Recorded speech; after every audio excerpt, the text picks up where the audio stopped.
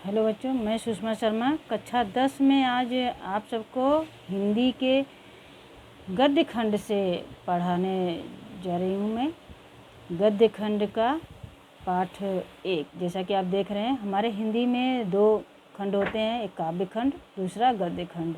काव्य खंड में आपने सूरदास की रचना को पढ़ा, पाठ 1। अब गद्य खंड में पढ़ेंगे पाठ 1। तो सबसे पहले हम लेखक के बारे में आइए देखते हैं। स्वयं प्रकाश लेखक का नाम है,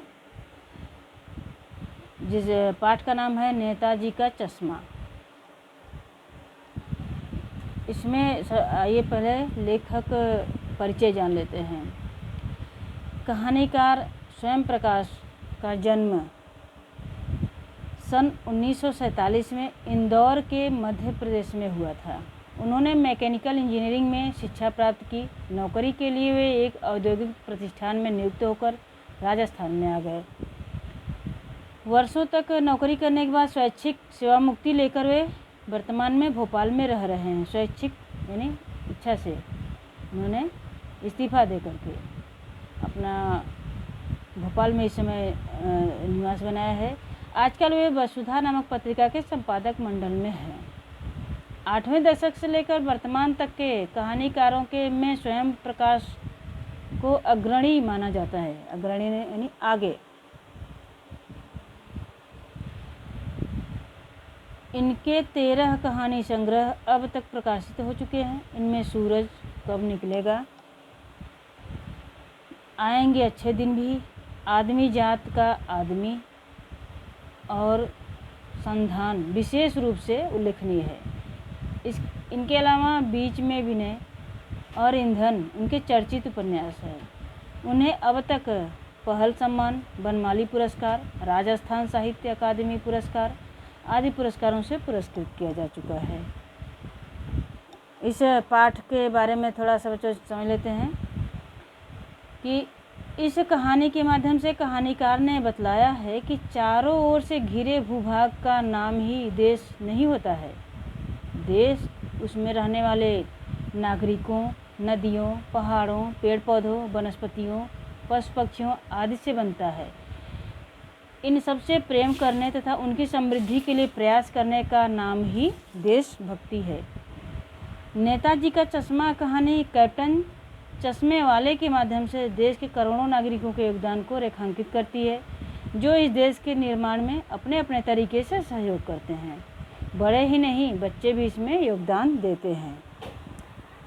तो ये तो हुआ आपका लेखक परिचय और उस से संबंधित पाठ से संबंधित तो थोड़ा सा इसके बारे में अर्थ।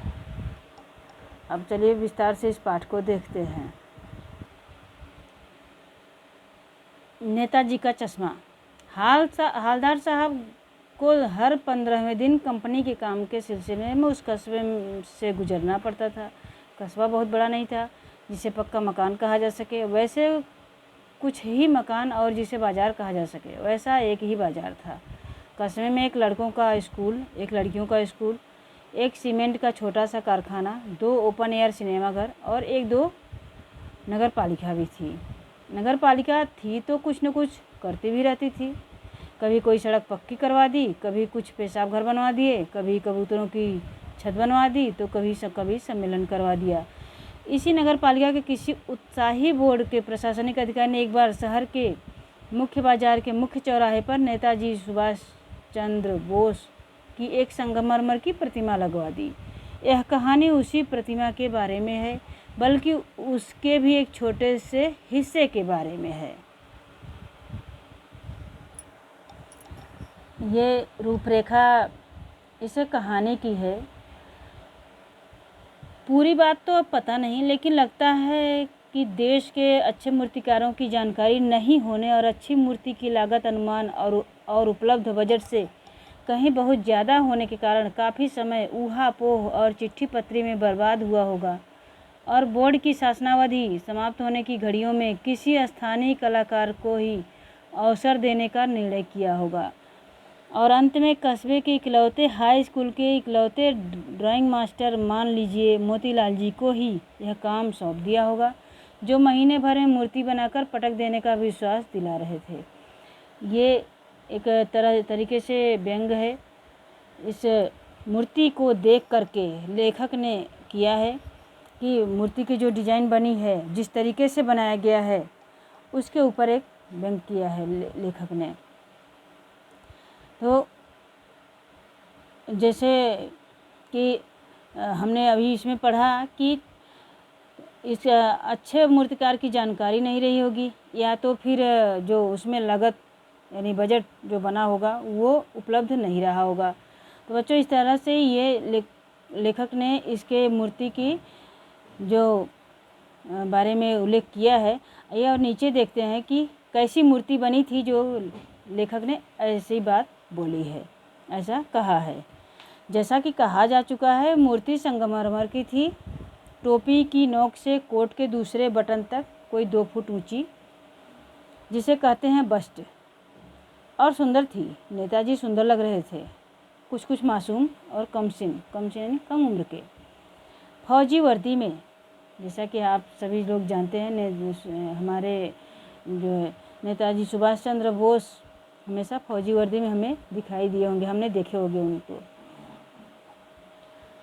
मूर्ति को देखते ही दिल्ली चलो और तुम मुझे खून दो वगैरह याद आने लगते थे, यानी उनके द्वारा लगाया गया नारा। इस दृष्टि से सफल और सराहनीय प्रयास था। केवल एक चीज़ की कसर थी जो देखते ही खटकती थी। नेताजी की आंखों पर चश्मा नहीं था, यानी चश्मा तो था लेकिन संगमरमर का नहीं था।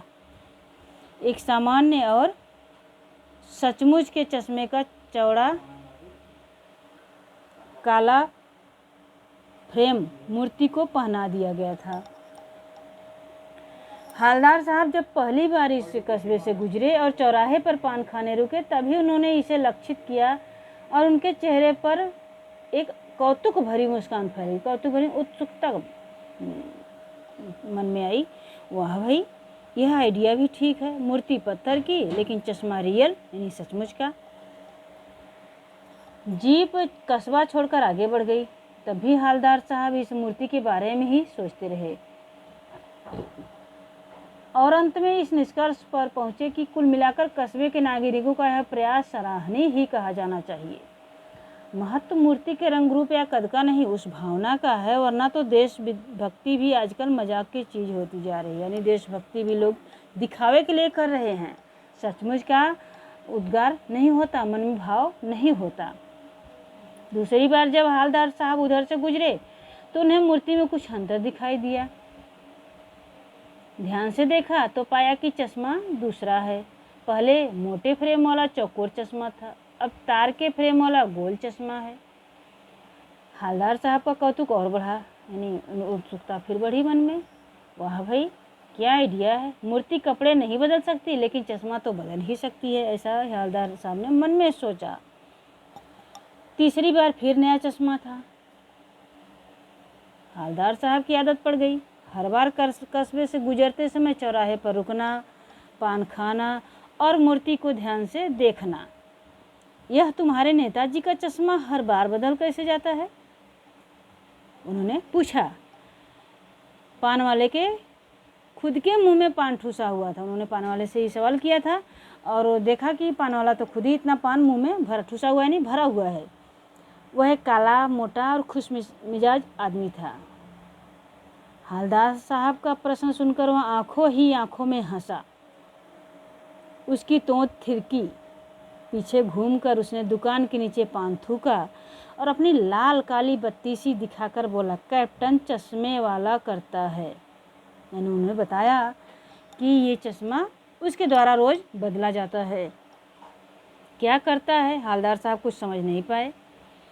चश्मा चेंज कर देता है, पान वाले ने समझाया। क्या मतलब? क्यों चेंज कर देता है? हालदार साहब अब भी नहीं समझ पाए। कोई गिराक आ गया समझो,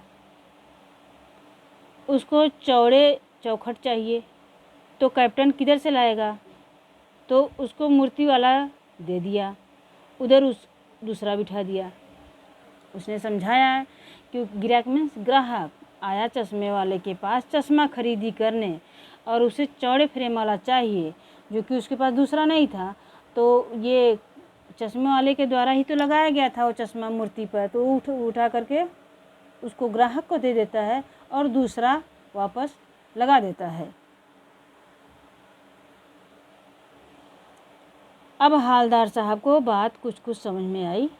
एक चश्मे वाला है जिसका नाम कैप्टन है, उसे नेताजी के बगैर चश्मे वाली मूर्ति बुरी लगती है, बल्कि आहत करती है। आहत करती यानी दुखी करती है। आहत यानी दुख, मानो चश्मे के बगैर नेताजी को असुविधा हो रही हो। इसलिए वह अपनी छोटी सी दुकान में उपलब्ध गिने चुने फ्रेमों में से एक नेताजी की मूर्ति पर फिट कर देता है। लेकिन जब कोई ग्राहक आता है और उसे वैसे ही फ्रेम की दरकार होती है जैसा मूर्ति पर लगा है, तो कैप्टन चश्मे वाला मूर्ति पर लगा फ्रेम संभवतः नेताजी से क्षमा मांगते हुए लाकर ग्राहक को दे देता है और बाद में नेताजी को दूसरा फ्रेम लौटा देता है, यानी दूसरा लगा देता है। वाह भाई, खूब, क्या आइडिया है, हालदार साहब ने सोचा। लेकिन भाई, एक बात अभी भी समझ में नहीं आई। हालदार साहब ने पान वाले से फिर पूछा, नेताजी का ओरिजिनल चश्मा कहाँ गया? पान वाला दूसरा पान मुंह में ठूस चुका था, यानी मुंह में रख चुका था। दोपहर का समय था, दुकान पर भीड़ भाड़ अधिक नहीं थी। वह फिर आंखों ही आंखों में हंसा। क्यों हंसा बच्चों? हालदार साहब के सवाल पर, प्रश्न पर हंसने से पेट हिलता है, तो इसी तरह से उसकी भी तोंद थिरकी, यानी पेट हिला। कत्थे की डंडी फेंक पीछे मुड़कर उसने नीचे पीक थूकी और मुस्कराता हुआ बोला, मास्टर बनाना भूल गया। यानी उसे हंसी आई मन में और उसने मुस्कराकर कहा कि जो बनाया था इस मूर्ति को, वो बनाना चश्मा भूल गया। पान वाले के लिए एक जो मज़ेदार बात थी, लेकिन हालदार साहब के लिए चकित और द्रवित करने वाली।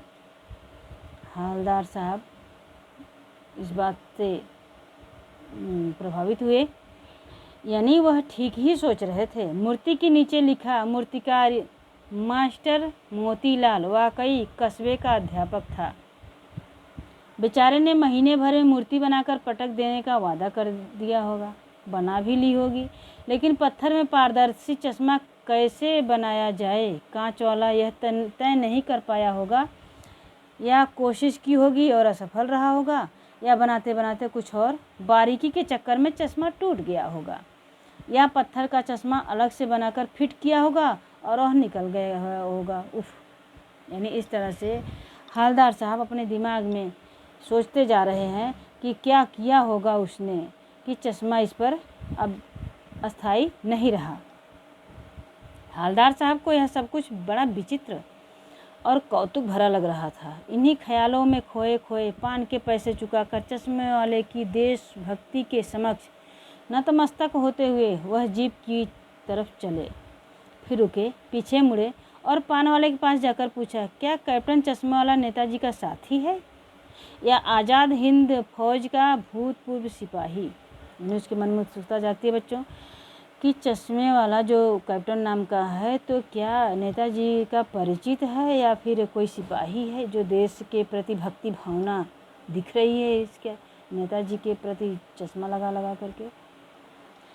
पान वाला नया पान खा रहा था। पान पकड़े अपने हाथ को मुंह से 1.5 इंच दूर रोककर उसने हालदार साहब को ध्यान से देखा, फिर अपनी लाल काली बत्तीसी दिखाई और मुस्कराकर बोला, नहीं साहब, वो लंगड़ा क्या जाएगा फौज में, पागल है पागल, वो देखो वो आ रहा है, आप उसी से बात कर लो, फ़ोटो वोटो छपवा दो उसका कहीं।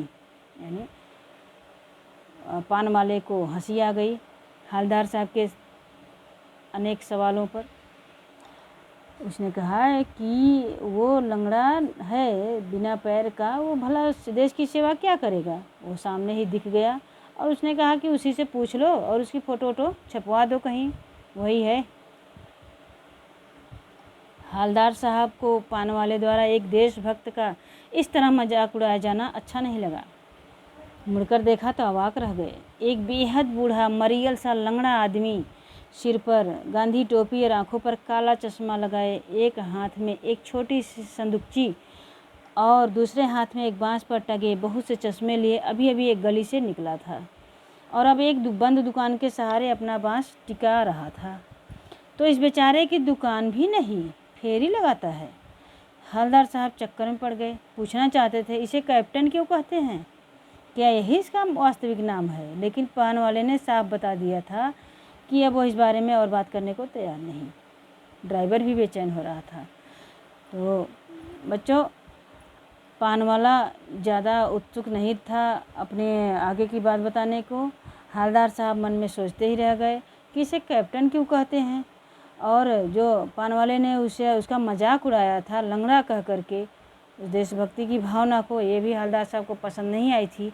लेकिन जब उन्होंने देखा कि अब पान वाला और कुछ जवाब देने के मूड में नहीं है तो आगे बढ़ गए, क्योंकि उनका ड्राइवर भी जल्दी का शोर मचा रहा था, जल्दी जाने के लिए बेचैन हो रहा था।